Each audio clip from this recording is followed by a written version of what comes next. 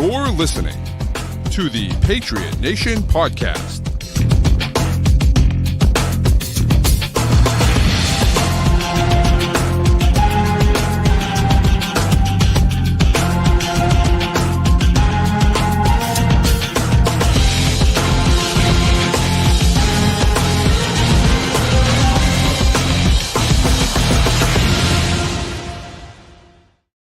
All right, welcome into another edition of the Patriot Nation Podcast. As always, your guy Pat Lane here with my man Matt St. Jean. And Matt, happy St. Patrick's Day. Nice little St. Patrick's Day today. It's a Monday, falls on a Monday, which seems really weird. But, falls on a Monday. We're both wearing green, which is nice. Little festivities up in here. You know what I mean? Love it. I had a good St. Patty's Day up in lovely city of Boston up there. Well, not today, but this weekend. Yeah. Got made sure to pop over to the North End. Got some cannolis, so I love feeling it. very full today now. Just for St. Patrick's Day, just in time. They had a pistachio cannoli, which is unbelievable. If you like pistachio flavor, I highly recommend it. Yeah. There you go. Where'd you go? I don't know the name of the place. I feel like this. I was gonna say. I feel like there's three. There's Mike's, there's Modern, and then there's Bova's. Bova is my spot that I go to. Bova's. That's the one. Yeah, a big fan of Bova's. It's a little bit off the beaten path. It's not one of the.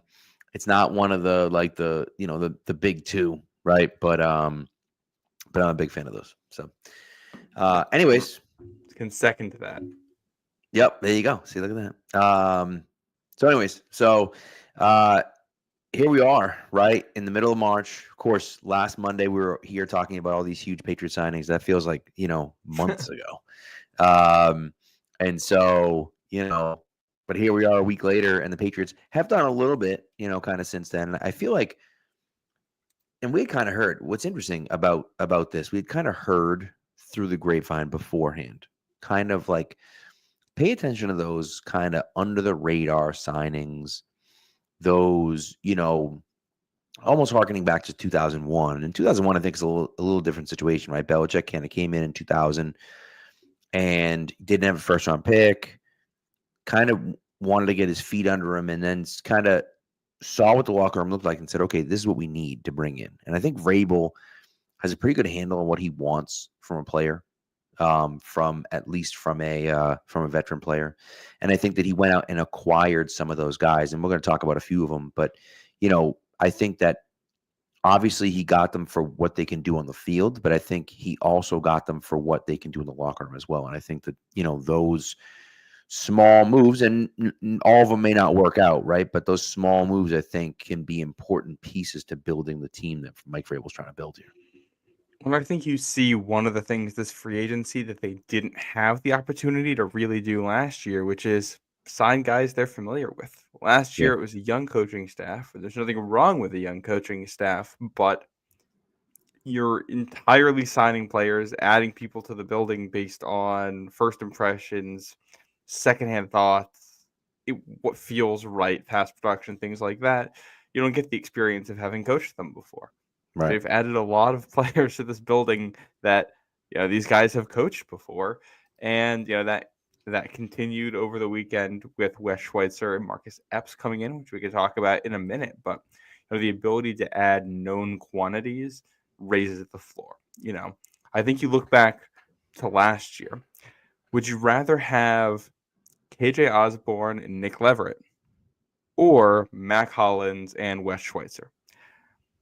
Same tier of player, but I have a lot more confidence in what they're doing this year than the guys they brought in last year.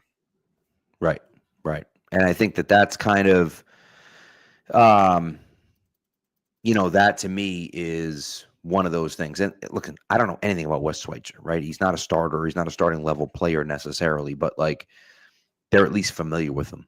You know what I mean? And I'll tell you what, I'd much rather have Mac Hollins than KJ Osborne. So, and Nick Leverett wasn't long for this world either. So, you kind of feel, you don't feel great about the signings from last year. So, that to me is kind of where, where the Patriots kind of have some success. And Alex, mentions that Osborne was obviously a locker room negative, which is true. And that's something that was unexpected, I think. But again, that's what happens when you're bringing in guys that you don't necessarily know. And the Patriots have the the fortune, I guess, of being able to have worked with some of these guys. And I think that makes a difference, and now listen, I do think that the Patriots don't want to rely just on guys that they know. And you do have to go out and do some scouting and find some other players as well. But I think it's good to have some guys that you're familiar with that you can bring in, especially when you're trying to rebuild a culture in a room. And I think that matters. Well, and they did have one big name there, Milton Williams, the biggest contract they gave us someone they don't know, and you feel more comfortable doing that when you're bringing that guy into an environment and the environment that you're creating. There aren't any question marks about it. Like, what this is going to look like when it all comes together, at least when it comes to locker room complexion. But I think KJ Osborne, Matt Collins was a signing from last week, but still very relevant here in the lens of the KJ Osborne signing, because KJ Osborne was not a bad player in the NFL. But what you could immediately see when he signed was Pop Douglas is going to play in the slot. Kendrick Bourne is best not as an X receiver. Right. Jalen Polk, we thought probably better. I liked him on the outside, but most people said probably better kicking inside. KJ Osborne was a guy who played in that role. Javon Baker, we didn't know where he was going to play. Tyquan Thornton still on the roster at the time, the guy we thought was better inside. So it's okay. You've got one receiver who's definitely inside and like 10 more guys who are probably inside receivers. What's the plan here? And Right. the guy who's like, okay, he can play outside. If everything goes to hell this year, Pop Douglas is already maxed out. Kayshon Boutte, last year was just a flash in the pan. Kendrick Bourne never recovers from, the ACL the way you want him to.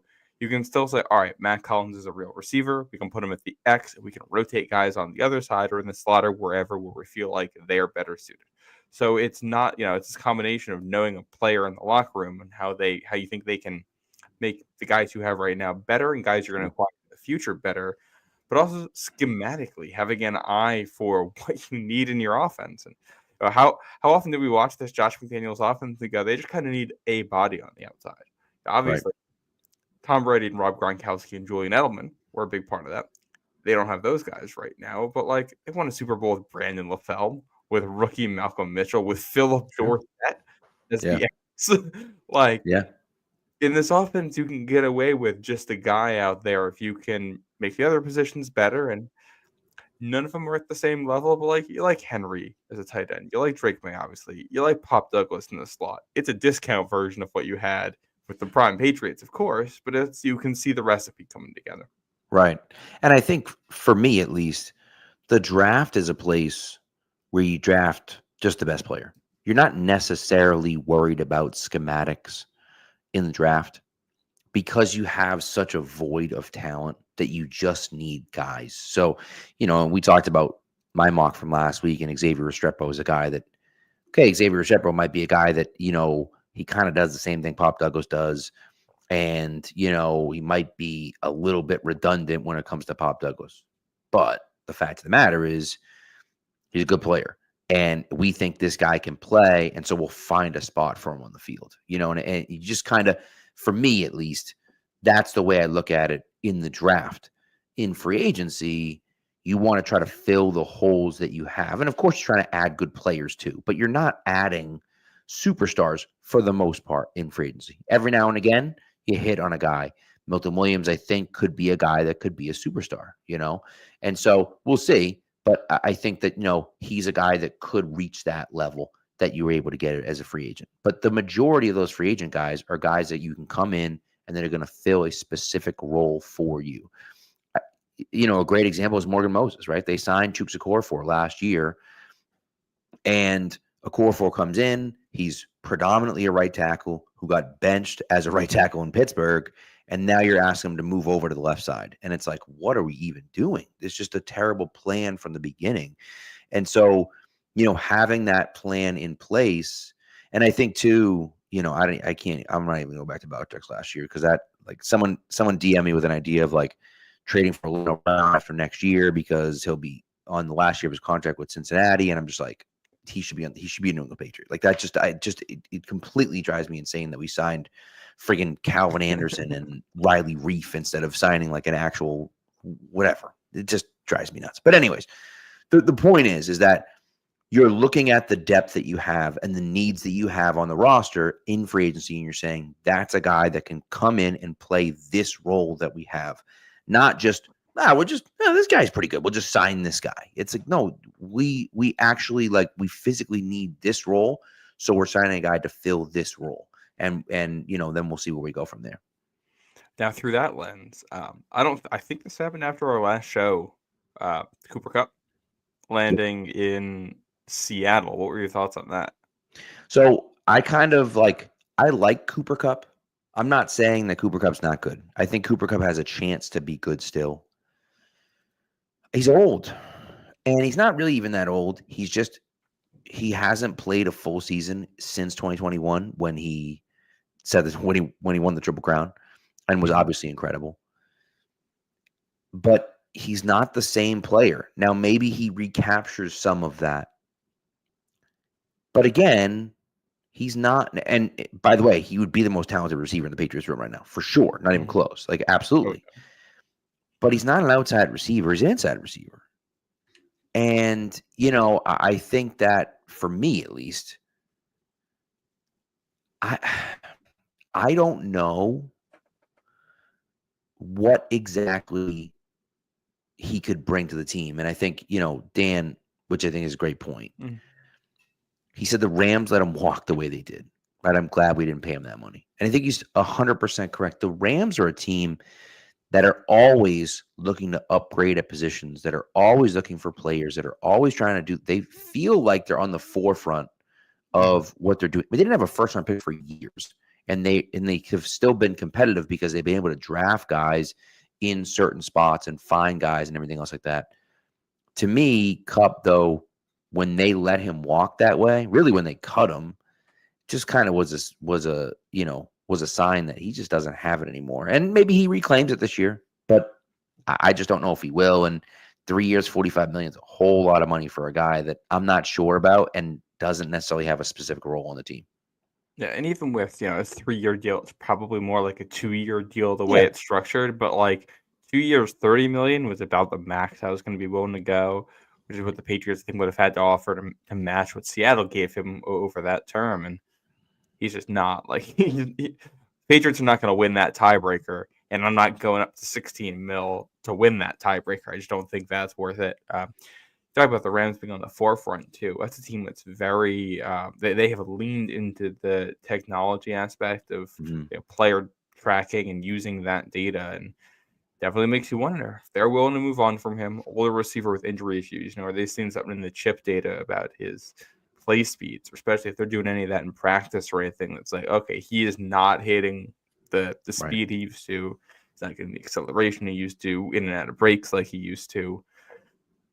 I would just kind of trust their evaluation there. This feels like one of those where, this is the kind of cut the Patriots would have made where everybody else is going, how do they move on from that guy? And then 2 years later, he's just entirely out of the league.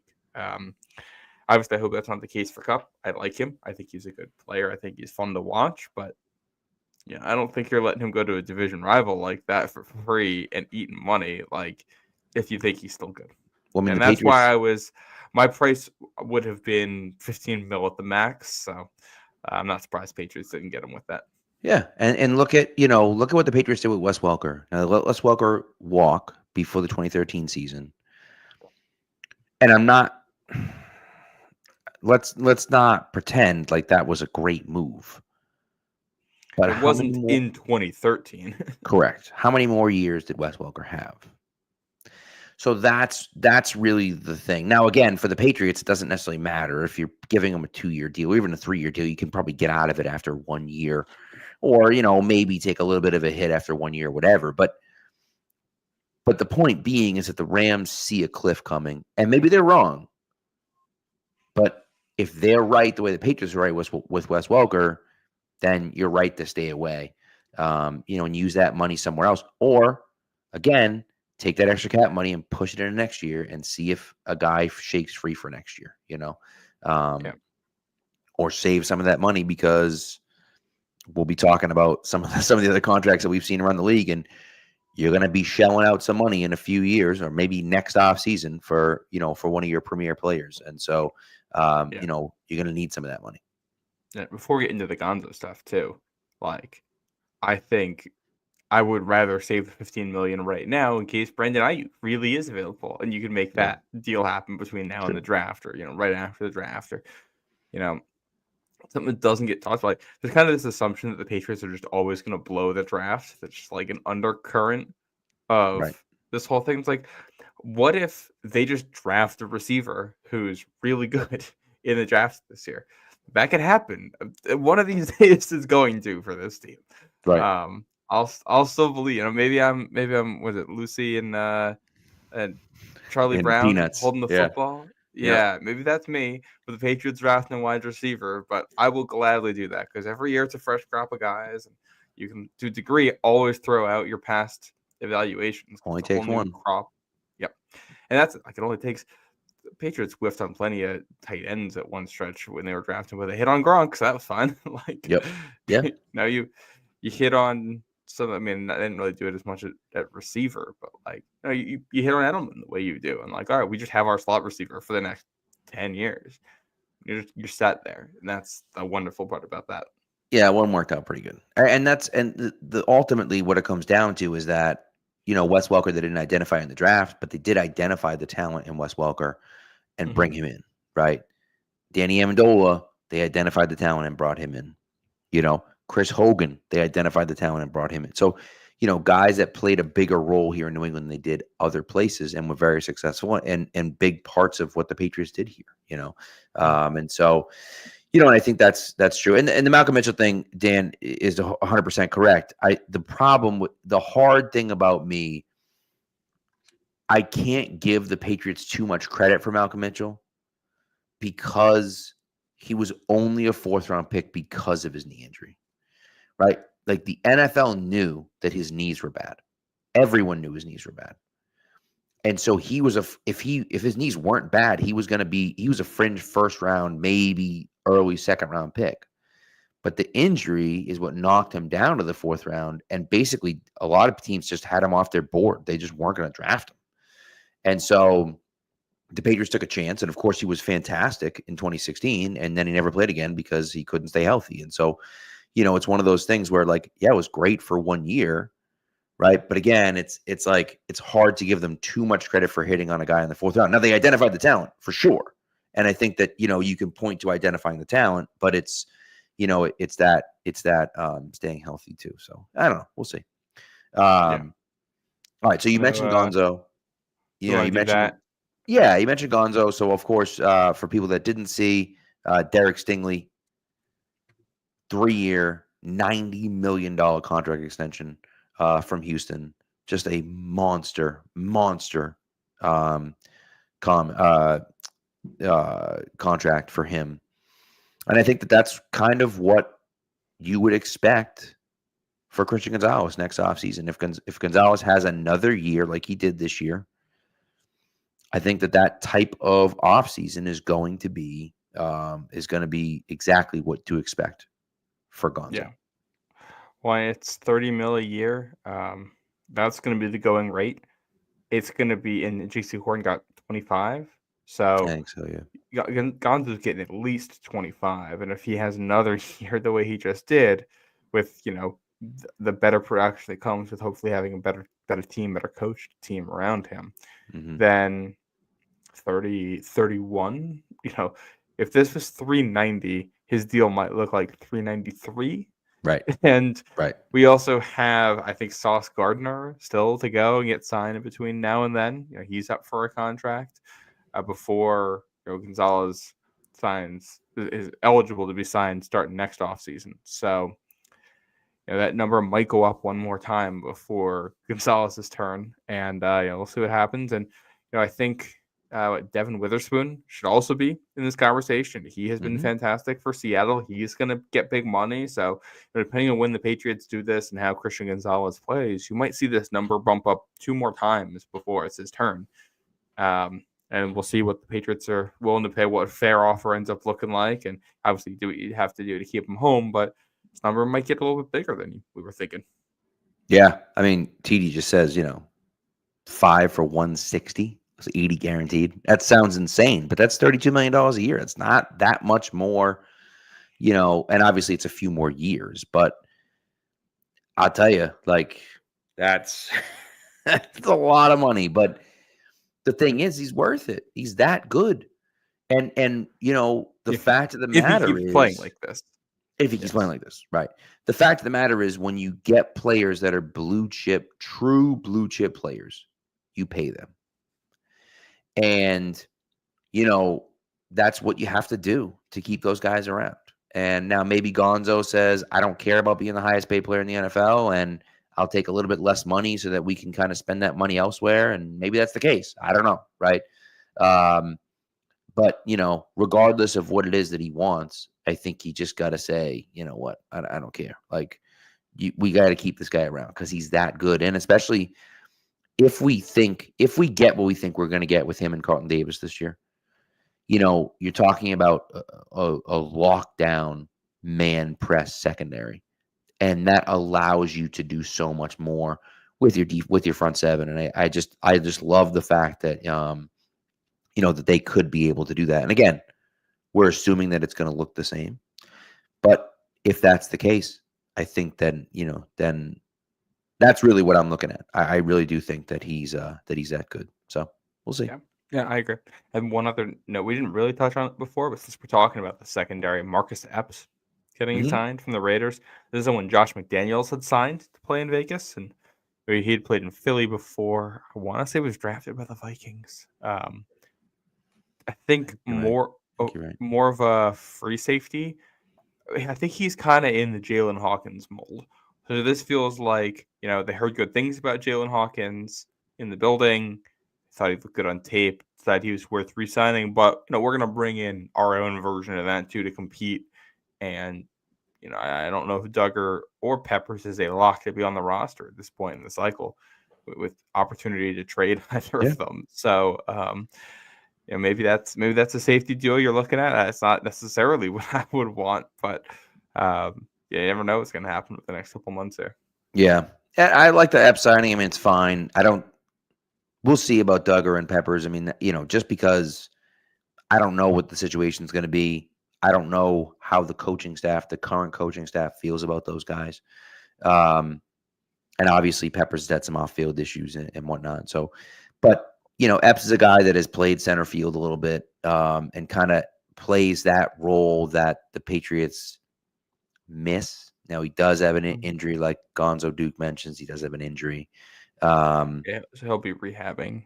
So last year, I believe. Yeah, so we'll see, like, if he's ready to go at the beginning of this year. But like, you need that kind of free safety. That center fielder back there, and I think that he could theoretically do that. And so, I mean, I don't love the signing, but I don't hate it either. I think that it's good to give you some safety depth. And again, the only guy you had on the roster that could really do that was Jalen Hawkins. So to add another guy that can do that is good, even if it's just for depth. I think that that's a good thing.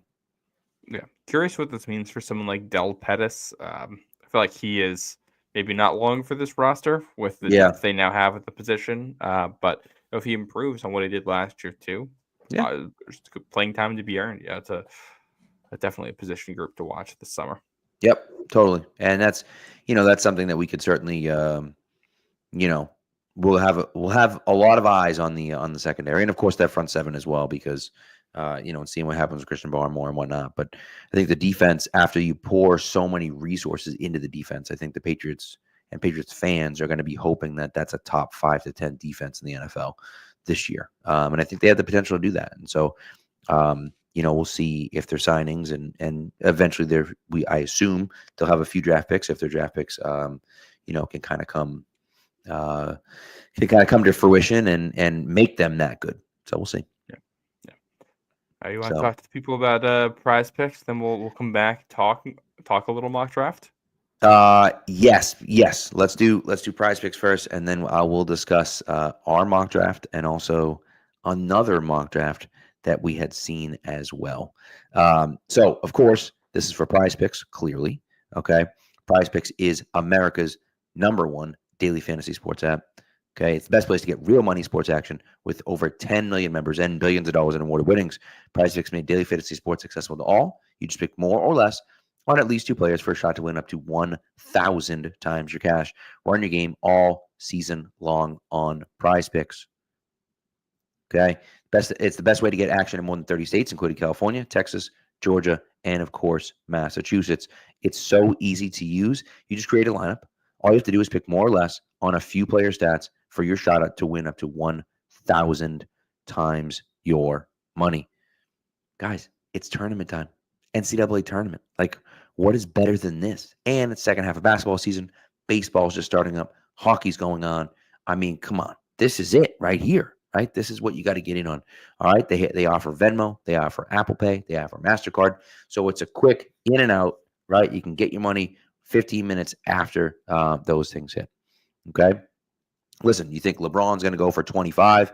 You can put him in your lineup. You think Pasternak's going to score more than a half a goal? You can put him in your lineup. You can mix and match sports. You can put esports in there. You can put college basketball in there. And so get in on the action on Prize Picks. What are you going to do? Download the app today. Put in the promo code CLNS. When you do that, you're going to get $50 instantly after your first $5 lineup. Again, put in the promo code CLNS when you download Prize Picks, and you're going to get $50 instantly when you put in when you play your first $5 lineup. Prize Picks. Run your game.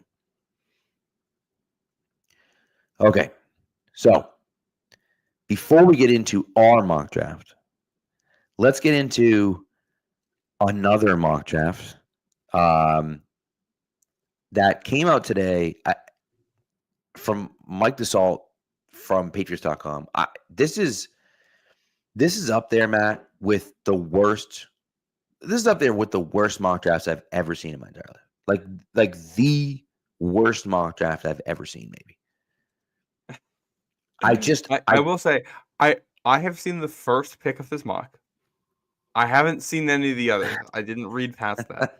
So if you would like to surprise me on air with this going through it, I would love that. All right, so we get 1-4 Ashton Jeanty, which in my opinion is a fireable offense. That is a fireable offense. To draft a running back at 4 with the amount of needs the Patriots have to draft a running back at 4. Fire. Just fire everyone. Okay. But okay, that's 4. 238, Nick Scorton, DN from Texas A&M. Good player. That's fine. 369, Ariante Ursary. At 69, you think he's going to be available at 69? That's insane. That's insanity. So, okay, we're living in fantasy world that Ursary's going to be there at pick 69. Sure. Okay. 377, Kevin Winston Jr., safety from Penn State, which, like, okay, fine. And then 106, Isaiah Bond, wide receiver from Texas, who I think is actually less likely than Ursary to be there at 106. I just like, so now listen, Jeanty's a great player. He's a great player. He's the best running back in the draft. He had one of the best running back seasons of all time. He's a great player.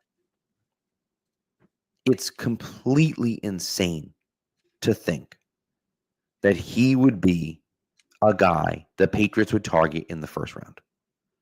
I just like, what are we even talking about? What are we even thinking about? It's completely insane. This, by the way, is his mock draft 1.0. This is his first stab at it. He goes Ashton Jeanty at number 4. It's just complete insanity.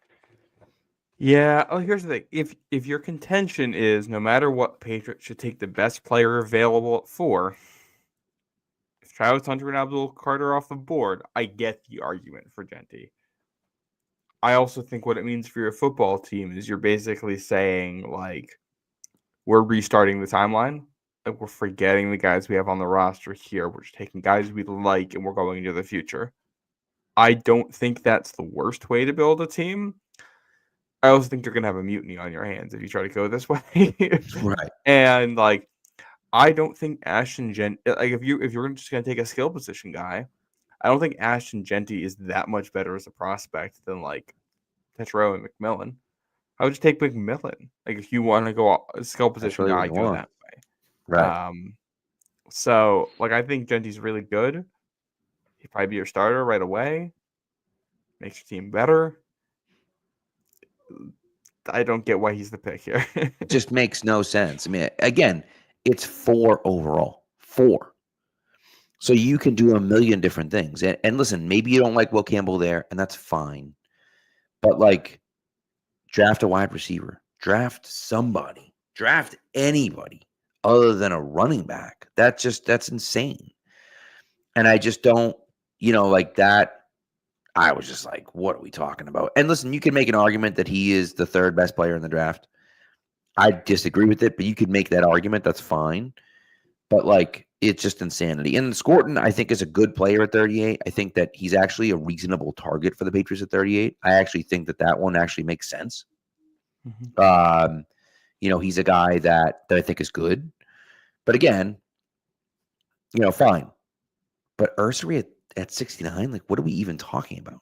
Like, he's not if he's still there at 69, like something has come up between now and the draft where I'm a Right. little bit concerned about picking him. Right. He's been, he's wearing a gas mask long or something like that. Like, I don't understand like how he could possibly be there at 69.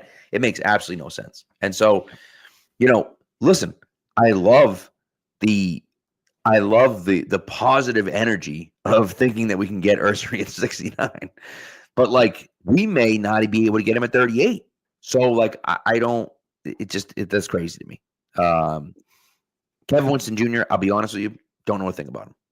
Don't know a thing about him. I know he's a safety from Penn State. That's all I know. So, could you use a safety? Sure. Yeah. Why not? Whatever. In the 3rd round, okay. I'll buy it, I guess. But like, Isaiah Bond now at 106, no shot. I don't think at least that Bond has any chance of getting to 106. I think he might, and I think that says a lot about how Isaiah Bond is viewed as a prospect. Like I think he's a guy who has a lot more tools than product at this point. And like his tools aren't as like he doesn't have Xavier Worthy speed, he doesn't have Xavier Worthy contact balance, he doesn't have Xavier Worthy strength. So okay, you're a small speed guy who doesn't have any high end speed characteristics there. So what are you in the NFL? I will say for Deuce here, I loved the last 3 picks. He has Ty Robinson at 217, which is someone have we both. I know I've taken him. I don't know if we've both. I have, yeah. I love Ty Robinson. Yeah. We got Smail Mondon Jr., linebacker from Georgia at 220. This is a guy I haven't actually scouted him, but I've watched so many Georgia players that I just kept noticing that this guy was around the ball. I had to like look him up to see who he was, and I really like what I saw from him. I think he'd be a great scheme fit, so I think that's a great pick. And then Mac McWilliams at corner. That's a pick that sounds? Is that a pick we made last time? We might have made that pick. No, but I think we considered it. Okay. I knew that was a name that was familiar to me. So yeah, I think there's some good depth there. I love Nick Scorton at 38 as well. I'm a huge fan of his, so I would love that for New England. Yeah. Listen, I don't necessarily blame you. And I'll be honest with you, I didn't even read the article. I just saw the picture. So I didn't read the other guys, and I would have given him some credit for Ty Johnson, but I just did see the first 4. And that's all they put in the graphics. You got to get right. But I was just like, what are we even talking about? I mean, can you imagine? I just think, and I will say, it would be hilarious if the Patriots drafted Genty at 4 overall. Like, that would be completely insane. Like, just think about that. Like, think about how insane it would be if the Patriots walked up to the podium and drafted Ashton Genty at number 4 overall. Like, it'd be wild. They would lose their mind. Like, the entirety of Patriot Nation would just lose their mind. And that would almost be funny to see. We'd have a lot to talk about, I'll tell you that much. But, man. A lot of angry people in the chat if that happens. Yeah, that's crazy. Yeah. So. By the way, I saw this in the chat, so I want to take an opportunity to correct something. I don't mean to pick on you, Space Cadet. You just commented, so I'm pulling it up. Saying that Tet ran a 4.48 today at his pro day. That I believe is number he and his camp put out there. Sounds about right. Yeah. Every other reporter has come out since then and said it was around a 4.55, which is what I expected. That's good speed for someone his size. Speed doesn't really, you're not a burner, but that's fine. But it is not a 4.48. It's a 4. I've seen 5.3. I've seen 5.5. I've seen 5.6. I think someone just ran that 4.48 out there because it looked good. Yeah. I think I will say I do think that I saw 4.48 and I was like, whoa, hold on now. Like that's really fast for a guy his size. And I do think that 4.55. I agree with you that I think that the 4.55 is fine. I think it's fine. I think that speed for a guy his size, I was expecting somewhere around a 4.6. And so if he comes just under that 4.6, I think he has good speed, and you see that on tape. I think that makes a lot of sense. And so, listen, I don't know. I'm coming around on the idea of him at 4 if that's the case. Coming around on it. I still love it, but I'm coming around on it. Well, I will say, if you're in a position here where you don't think Will Campbell's a left tackle, and you don't think Armin Membu's a left tackle, and Hunter and Carter off the board, you're in a weird spot where it's, Mason Graham, who, I think with the amount of money you gave, like I'm not opposed to him and Milton Williams with the uncertainty around Christian Barmore. You can never have too many guys on the defensive line. I like Graham a lot.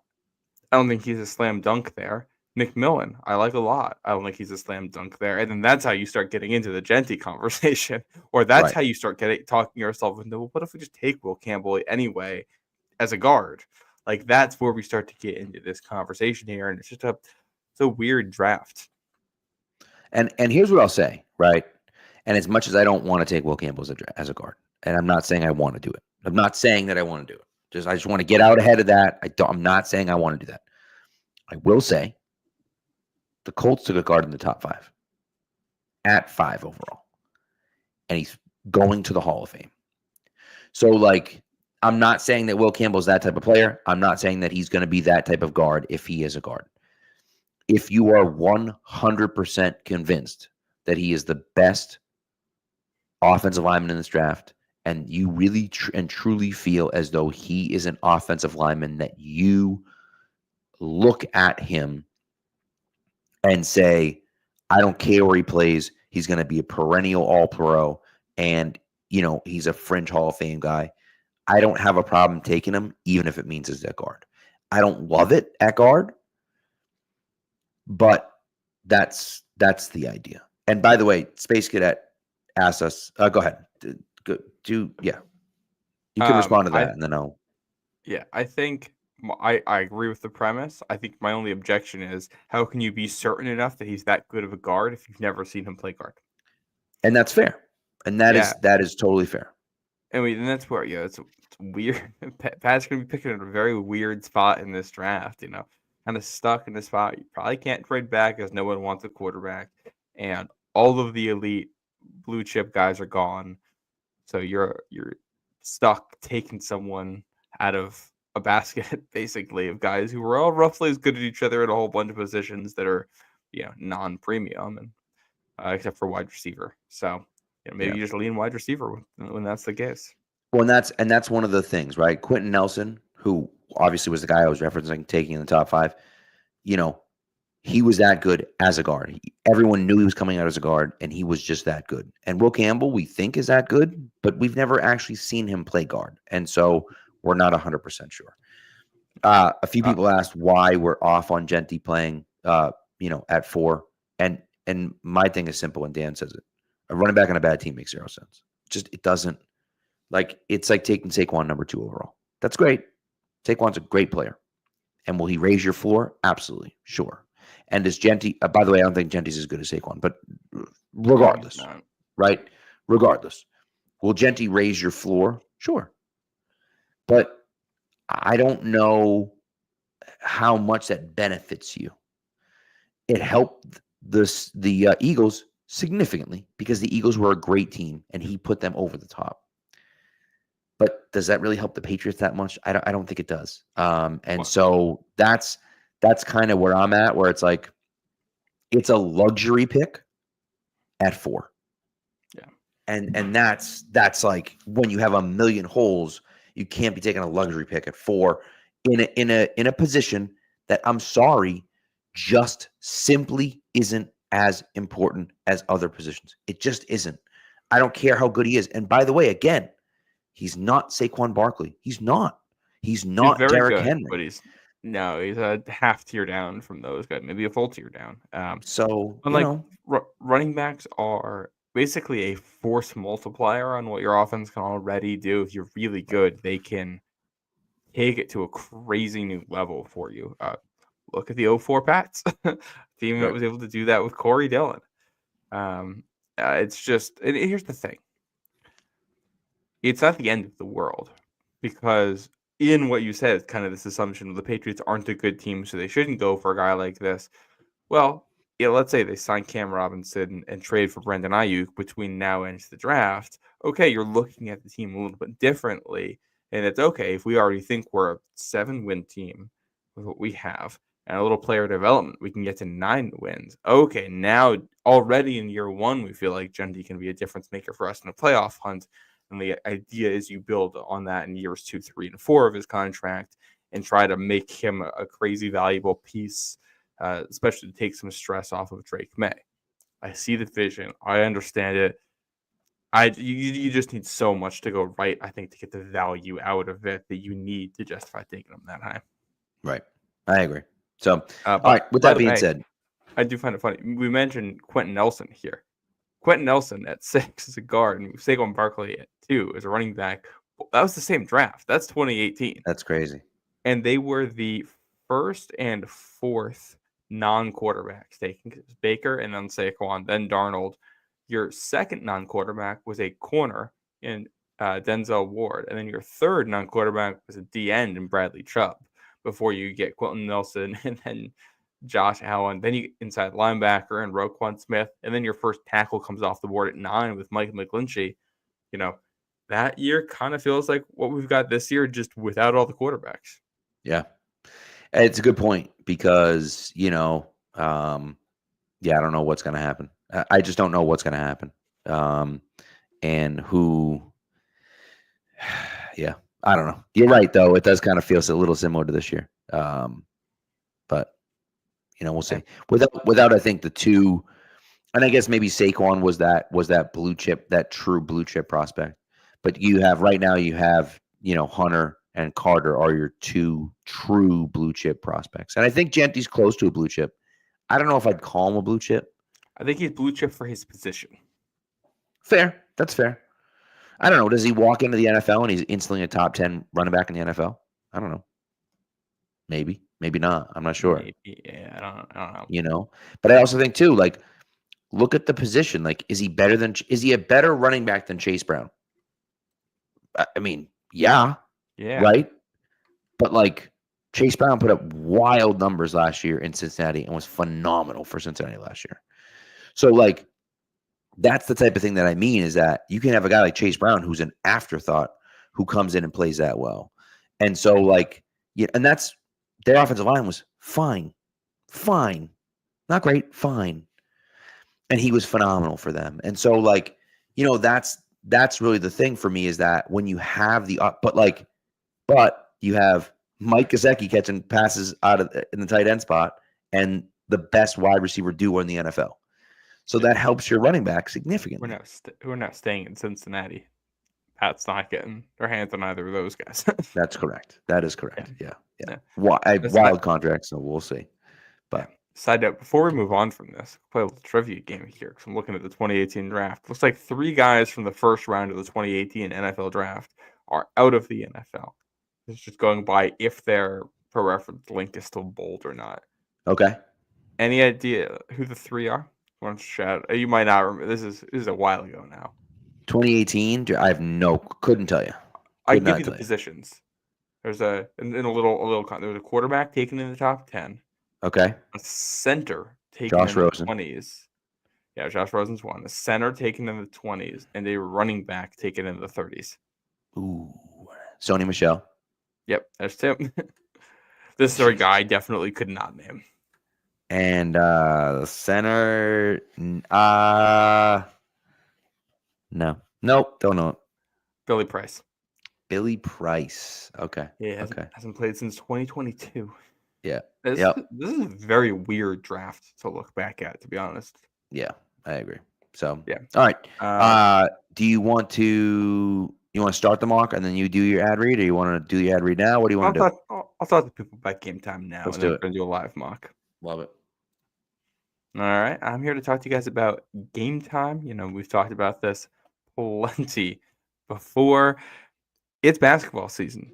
We are past the big moments in the NFL. I think we can switch over to basketball. We got the NBA. We got March Madness, both here right now.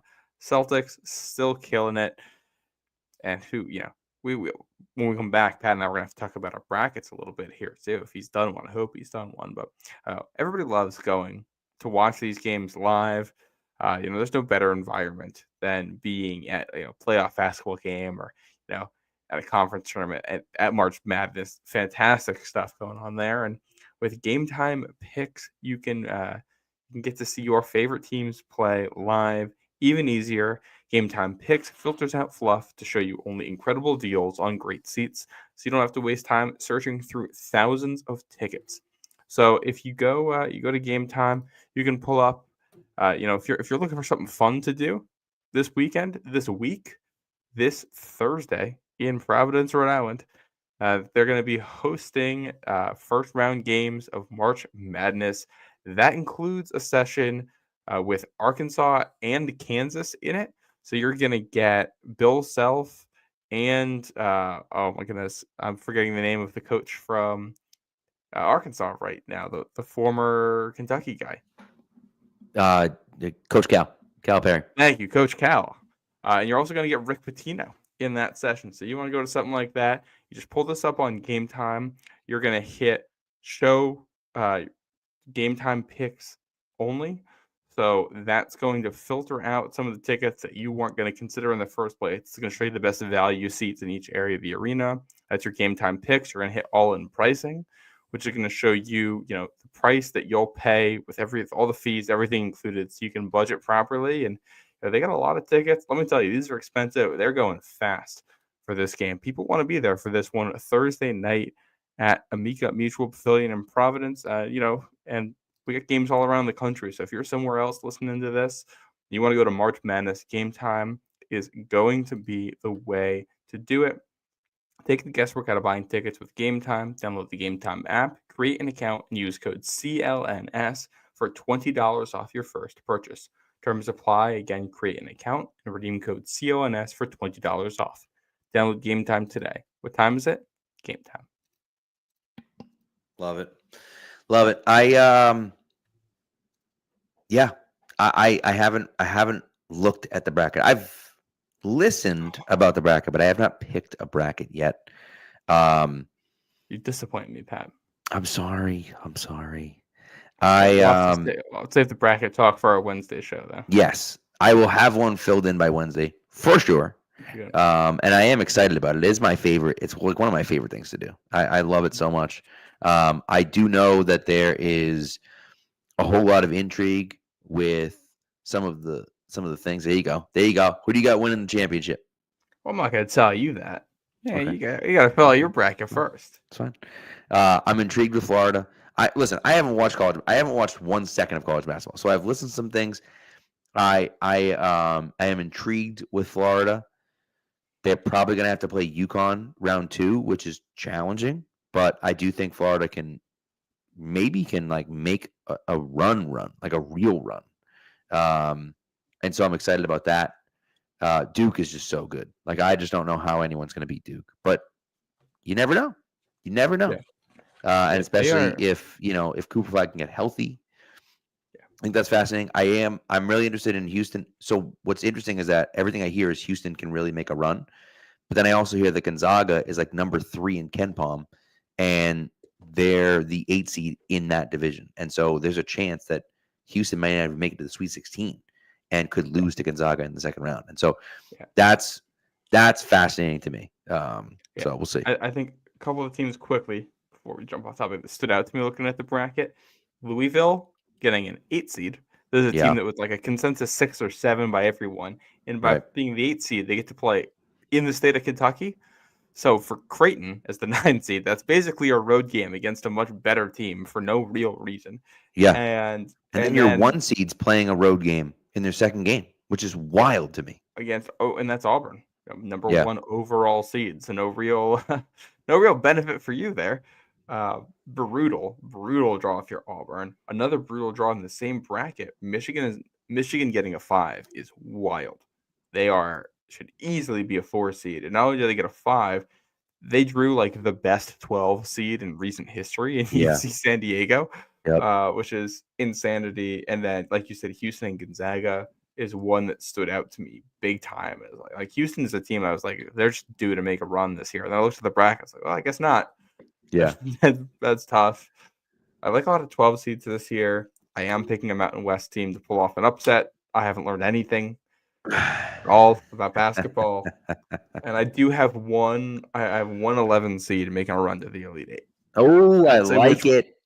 I won't say which one, but I'm a fan of that. I do one bracket. I do it Sunday night. I don't do much research. I pull up KenPom to see where the teams are, and I look at the stats in the thing and just kind of have like a general feel for how many of each seed make it.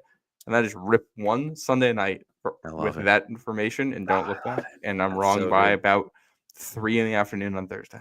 Yep. That's the way it works. That Louisville Creighton game is the first game of the tournament, by the way. Is it really? It is.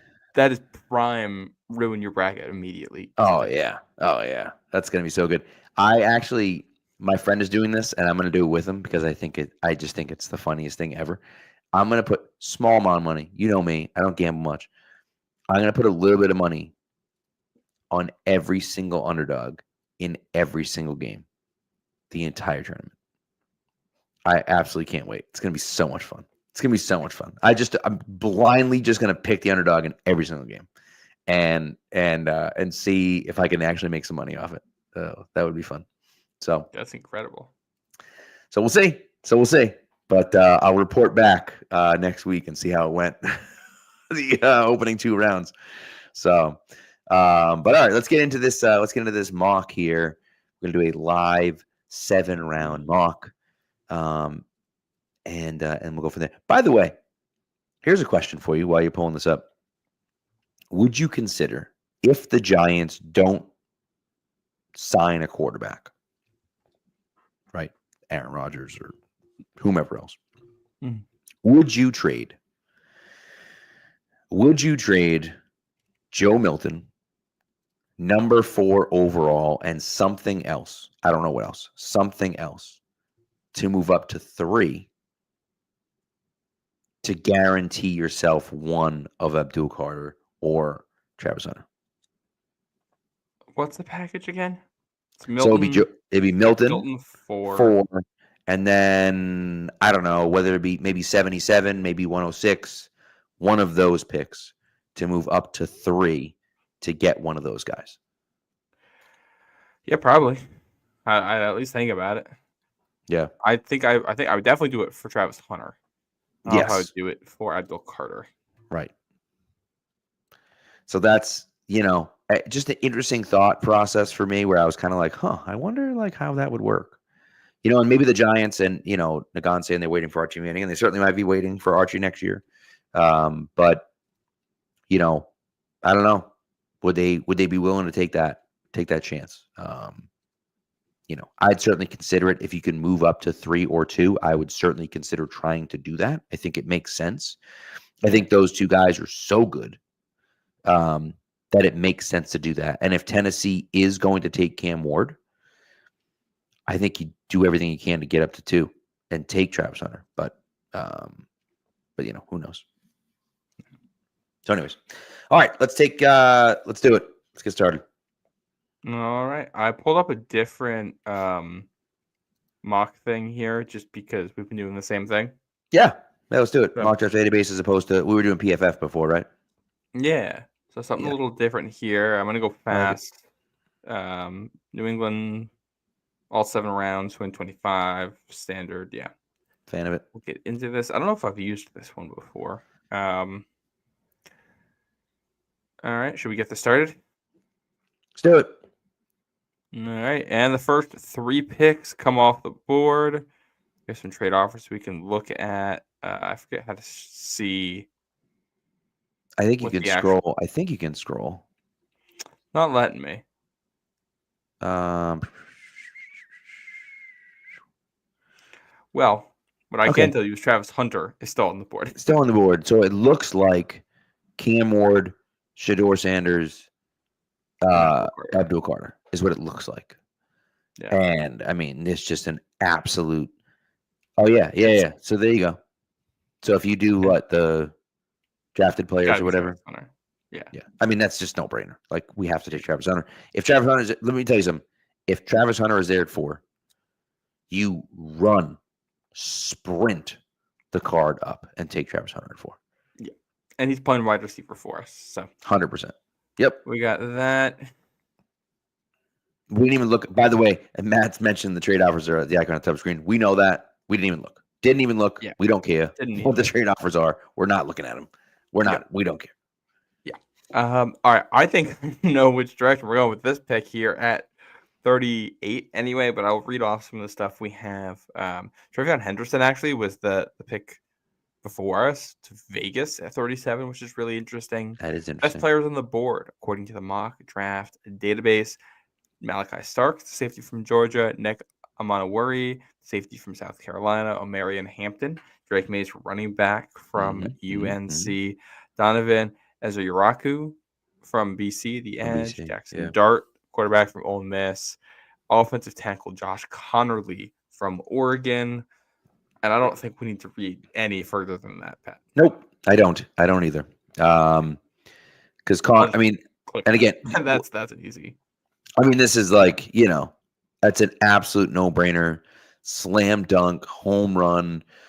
You're drafting Travis Hunter, your star wide receiver, and Josh Connerly, who's going to be your starting left tackle in the first 2 picks. And you're just sitting there saying, okay, this is great. We're feeling good about this.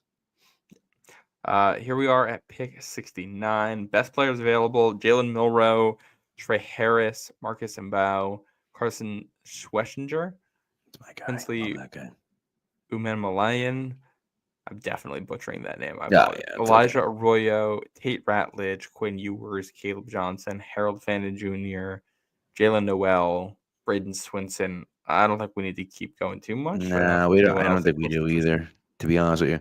So I actually I'm a big fan of Mbo or Mbao. I like him a lot. I think he's a guy that can play guard for you. I think he could theoretically play center for you as well.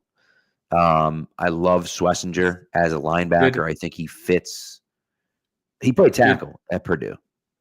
Did he play left or right? That's a good question. I don't know. I'm not sure.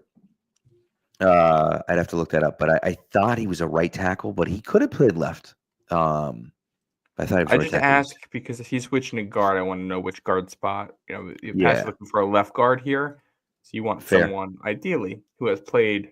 Yeah, I'd prefer a left tackle to move over, but I can tell you right now. Let's see.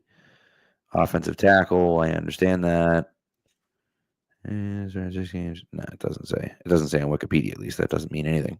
I'm pulling up his PFF now. He played left guard very briefly as a freshman, then right guard, and then right tackle. Right tackle and guard. Yeah. He has played left guard very briefly before, so in theory he can do it. Yeah, and I like Schwessinger a lot as well. Tate Ratledge is a guy that I like it. He's played only right guard. So I don't know if he's going to be a fit for this team. And then I think Jalen Noel is very interesting here. Obviously, you already have Travis Hunter, so you don't necessarily need to double up on receiver, but I just like Noel. Or Trey Harris if you want to go that route as well. I think I like Noel over Harris, but I think you can go either way there, and I wouldn't. Yeah. Do you want to look at the trades just to see? I don't know if we have any good trades out there, but let's just take a look just out of curiosity. One offer. Yeah, We'll we get 2 trade. sixths and a second and a third next year. That's probably good value, but that's not very fun for a live mock. No. I mean, a second and a third next year is really good value for this. But again, that's not, that doesn't help Not us fun. in this situation, Yeah. right? So, Um, Embo? yeah, let's do it. All right. Let's add to that. Keep adding to our offensive line there. Oh, look at this. A+, crushing Yeah. it. And Pat's on the board here at 76. You still have pass rusher from Ole Miss here. You still have Schlesinger from UCLA. You still have Jalen Noel here. Yep. I think all guys are interested in. And Elijah Arroyo if you want to go tight end out of Miami. And so my personal preference here would be either Schlesinger to add to the linebacking core or Noel to add to the wide receivers, because I know that we drafted a wide receiver at number 4 overall. I get that. But why not add to your wide receiver room with another really good player at wide receiver? And so that's what I'm looking at. And Noel's fast. Yes. So he can be a speed slot guy for you. I love it. Yeah. All right, let's do that, because I just don't love drafting linebackers, and I feel like they actually have some decent guys there now. I'd be okay with letting them play out. The other thing we could theoretically do, and not that we're going to do it, but the other thing we could do is, if you scroll down just a little bit more, Jared Wilson's there, the center from Georgia.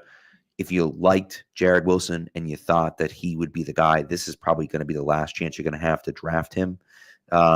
If you feel like you need a center and, you're looking at it saying, that's the guy that we need, that's a position that we need, you could theoretically do it. I would go with the wide receiver over the center, in my personal opinion. But it's something where, like, if the Patriots looked at it and said, we need the center, that could be the guy they take. I don't hate the center here with, where they've been at that position right now. And, you can go left tackle, left guard, center with 3 consecutive picks of the draft. But I think the ceiling on Noel is so much higher that I agree with you. Too. Yeah. Yep. Noel's the pick. 2 wide receivers, 2 offensive linemen to start off this draft. I can't see the chat, by the way. How's everyone reacting to this? People aren't even talking about. Lee, of course, shockingly, Lee doesn't like our pick. Lee hates me, apparently, because I don't like. Lee doesn't like me because I don't like Ashton Genty. He said he's vulnerable to a power rush, so he gets knocked on his butt a lot, which might be true. I don't know.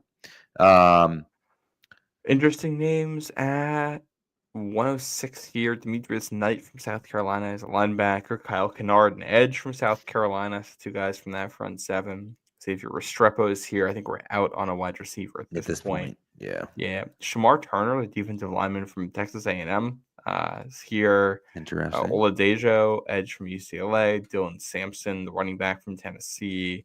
Savion Williams, people like TCU wide receiver. Pair of at least college tackles, and Ozzie Trapillo and Charles Grant from BC, and William and Mary. Guy I like here is Terrence Ferguson, the Oregon tight end. He intrigues me a lot. But what do you think? Guy Ty Robinson down there too. I feel like you have to. Not that I don't want to say we have to go defense, but I think that we probably should go defense. Although Jack thinks we should go Sampson. Nelson mentioned Seth McLaughlin, center. He's from Ohio State. And so I'm not sure how far down the list he is. I think you can click on center and see where he is. All right, well. But he looks kind of far down the list. How low does this have him? Unless he was already taken, he might already. He must already be gone. There's no way that he's that low. Yeah, he already went. Okay, all right, that makes sense. I was gonna say, I'm like, what the heck are we talking about? Now, listen, we could go offensive line again. Some people are saying that offensive line, is another place to go.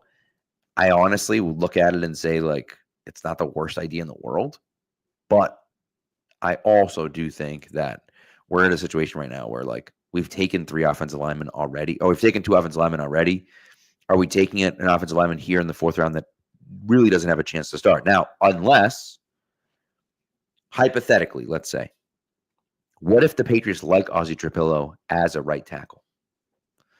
And you have Morgan Moses, and you're drafting Trapillo to be your right tackle of the future to sit behind Moses for a year or two and then take over. Now, I don't know how I feel about that, but Lee makes a good point about that. I don't hate it. Nelson says go defense.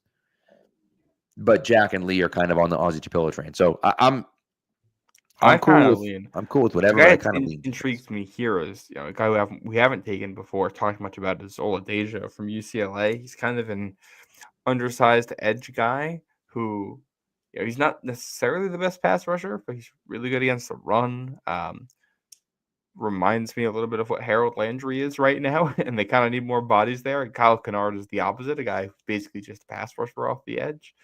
I think I lean towards one of those two guys. Turner, I like in theory. I don't know if I actually like him in practice. Yeah. So I would say Last year.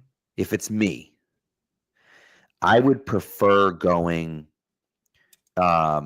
with a guy like Kennard over the guy from UCLA, only because an undersized guy that's good against the run is fine. But can I depend on an undersized guy to be good against the run in the NFL? That's the question. Yeah. And like Landry's done a good job of it, right? But I don't know, I don't know how it translates to the NFL. And so Kennard, I think, is the pick that I would go with. Yeah, I think I like the value here. All right, let's do it. The Kennard at 106 is the pick. First defender off the board for New England. Kind of. Our next pick, it's going to be right there. 144. Do you have a trade offer? Notable guys on the board. Will Howard. It's got to be Will here. Howard. It's got to be the pick. Torrey Horton. If we hadn't taken two receivers, I'd be all over that. Jerry Ivey from Ole Miss. Billy Bowman, the safety from Oklahoma. Devin Neal, the running back from Kansas. Miles Frazier, interior offensive lineman from LSU. Zah Frazier, the corner from UTSA. Jamari Caldwell, Ollie Gordon, Jackson Slater. A lot of names here. Mm-hmm. Anything standing out to you? Not really. Yeah, I don't know. I'm not sure where to go. How do you feel about Devin Neal? I like him. My only concern with him is how much tread he already has on the tires. Yeah, I think that's fair. That's a fair point. What if we flip to just take a look at tight end and see who's there? Just out of curiosity. Yeah, it's guy from Georgia Tech, Jackson Hawes, Mitchell Evans, Jake Briningstool, Luke Lachey. I think we're kind of past the peak of this tight end class. Yeah, I think we've hit our spot there. Well, Caldwell is interesting to me. Let's 6'1", 340. As an interior defensive lineman who had 25 pressures last year for Oregon, transferred up from Houston, and according to PFF, he's been like an elite level run defender all 3 years he was in college. 83, 82, 81 run defense grades, and then this year was a breakout as a pass rusher. Okay. I like that. I like going with, because listen, you have the, I like going with a little bit interior defensive lineman. I like that. Looking for a little RAS card on him. He did not test well. Oh boy, it's not ideal. It tested at height 6'2", weight 332. 40 was pretty bad. Vertical was not good. Not sure if there's some context here. Yeah, it's not ideal. No, certainly not ideal. I almost wonder too. he played nose tackles. I don't know if that's the biggest deal. Yeah, I suppose. I mean, if he's a guy that that played well in Oregon, and yeah, I don't hate it. He's an interior defensive lineman. He doesn't have to have a crazy RAS score, I don't think. No, we can do that. Try to boost the line. All right, let's do it. Yeah. Jamari Caldwell, next pick 217. So we got the 3 7th rounders coming up. significant gap here for the Patriots. I think that there's going to be some trades in here, and they're not going to have this big gap on draft night. I think you're probably right. Whether it's a trade up and getting rid of one of those 7th-round picks, or a trade down from, say, the 4th round a little bit later on and picking up some picks here. I think that those, somewhere around there is going to happen. So, 217. Ty Hamilton on the board. He's someone who I've taken in a mock before as a defensive lineman. Jordan Hancock, corner out of Ohio State, came in Rucker, the edge from UNC. I believe that's a name I remember from doing some scouting last year. Running back from Rutgers, edge from Syracuse, Carson Vincent from Alabama A&M. Ricky White is still on the board here. That's crazy to me. That's wild. Yeah. Nazir Stankhouse and CJ Dipper. CJ Dipper, spelled Dippre, is an awesome name. I love it. My guy Dante Thornton is on the board. Love to see it. Jack Nelson, Holland Pierce, if you like your 7th-round tackles. Oh, we got to take Holland Pierce. Come on, dude. What an absolute monster of a man. Yeah, I like him. We'll just run that in. I was actually thinking, like, we have to take offensive line depth, and so that's perfect. Holland Pierce, great pick right there. I love it. Maybe we go for a secondary guy here. I don't know. A secondary guy or a tight end. What do you think? I was looking at. I wouldn't hate double dipping in the front 7 because I'm looking at Kamen Rucker. 5 years at UNC. He had 60 pressures in 2023. Dropped off a little bit last year. I don't know that much about him, but I do know that that's pretty impressive production. Yeah, that is pretty impressive. All right, sure, I'm in. I'm just gonna look for an RAS score here before we make this official because now I'm curious. Okay, he only did the bench. He's undersized, 6'1", 254. Okay, arm length. He did well on the bench though. Yeah, I'm okay with that. Yeah, another edge guy at it. Sure, and that's honestly, like, for me at least, I think that makes a ton of sense. Like, just take a guy that put up good production. Yeah. And 238. I want to look up something here. Benjamin Yurosek.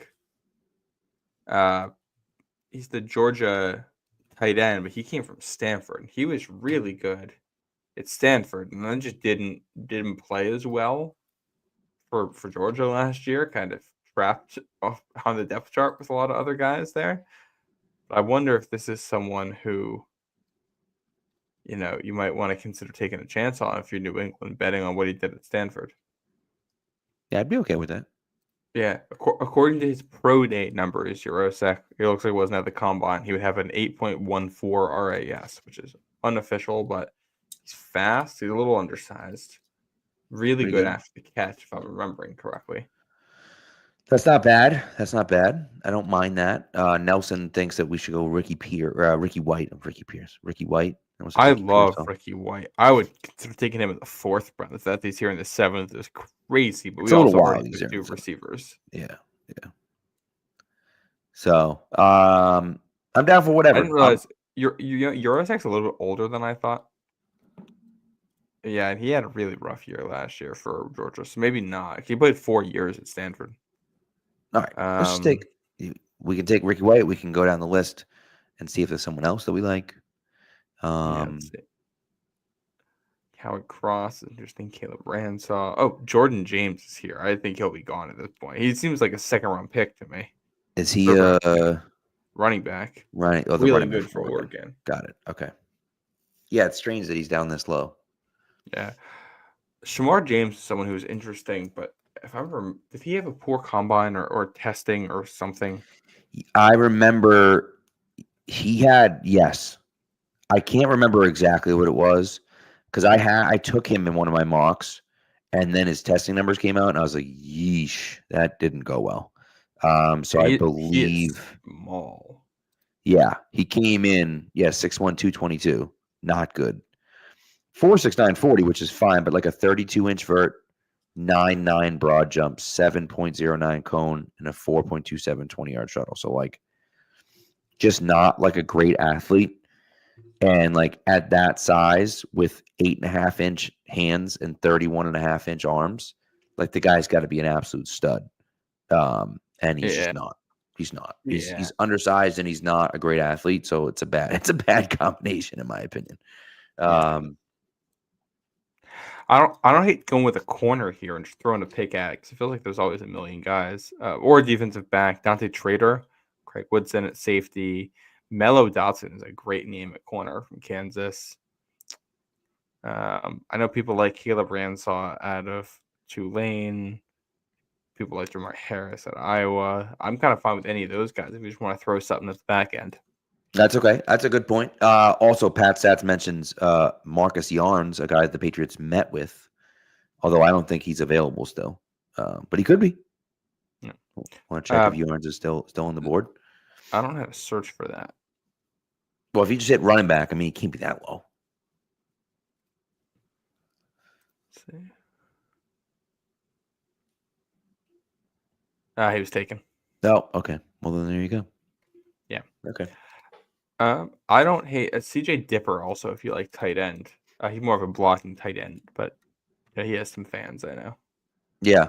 I'm down with whatever you want to do. Whomever you want to take here, if you want to go corner or, I mean, I think Jordan James is the best player on the board here, but I also don't think there's a chance in hell he'd actually be available. Okay. So you want to go with the realistic and not take him. Yeah. Which is we fair. go running back here too. Man. Let me look up LaQuint Allen here. This is riveting entertainment. It's great podcasting. Great podcast. Great podcast. My ass. We're doing it again, Pat. By the way, Lee says LaQuint Allen scored 20 touchdowns last year. I'm in. You know what? You did it, Lee. We'll take LaQuint Allen. Running back out of Syracuse, kid from the Northeast. Love to see it. To see it. So there you go. There's our draft. A pluses across the board, except for 2 B pluses. Yeah, Travis. So the final class at 4, Travis Hunter at 38, Josh Connerly at 69, Marcus Ambeau at 77, Jalen Noel at 106, Kyle Kennard at 144, Jamari Caldwell at 217, Holland Pierce at 220, Kamen Rucker, and at 238, LaQuint Allen Jr. I mean that. Now listen. Of course, we don't know what's going to happen, but to me, if that was the Patriots draft class, if they came out with Travis Hunter, a guy that I think can be your day one starting left tackle, and Josh Connerly, and then on top of that, you drafted Jalen Noel and Embo, who I think has a chance to be a starter day one as well at guard. I think, I would absolutely love that.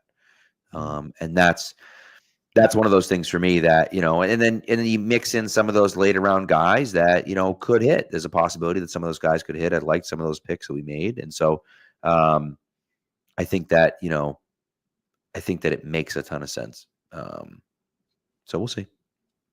Yeah. But yeah. So we'll see. That's obviously the goal, the hope for the Patriots is that one of Travis Hunter or Abdul Carter is there at 4. If not, they're going to have some real decisions to make of whether it's going to be Tet, whether it's going to be Will Campbell, like I had in my mock this last week. Just didn't go over well, but it's you're gonna have to try to figure something out. And so who's going to be the guy in that spot? So we'll see. But anyways, all right. I think that's it. Thanks for coming through, everyone. Really, really appreciate it. We're going to be back special time this week, Wednesday instead of Thursday. Thursday, of course, is the first night of the NCAA tournament. We're not going to interrupt your March Madness. We will let you enjoy your March Madness. And we're going to be here Wednesday night with our guy, Keegan Stiefel is going to be around as well. So that'll be a lot of fun. And we'll have a good discussion at that point, and then we'll go from there. Yeah, so, I'm looking forward to it. Yep. Thanks for tuning in. Appreciate it, everyone. Thank you to the chat for being interactive as always. Always bringing some great stuff. We really appreciate it. So thank you. Be good to each other, and go Pats.